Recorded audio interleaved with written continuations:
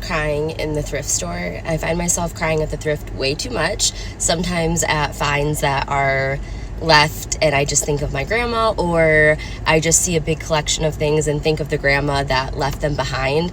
But today it was because this young gentleman in the book section was giving his testimony about how he found God, and it was like the most beautiful thing.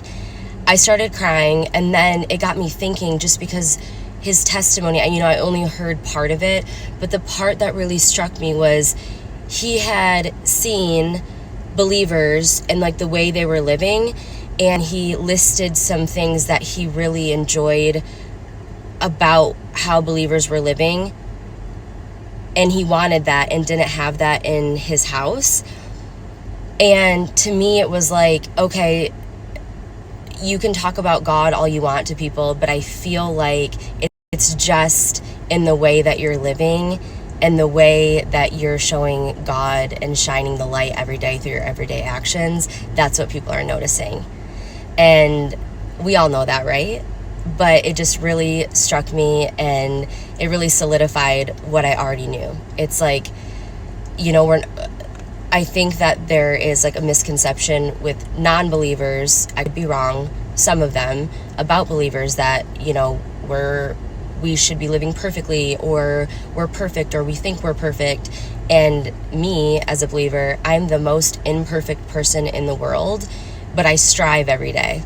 I try every day to be like Jesus, and that's just the thing. It's like it solidified that keep trying, keep being the light in the world, because people are noticing and people are finding God.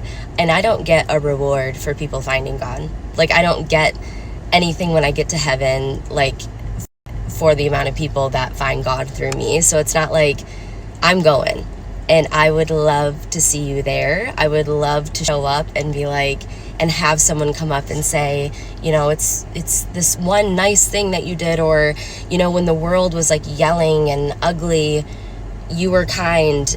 Just, that would be amazing.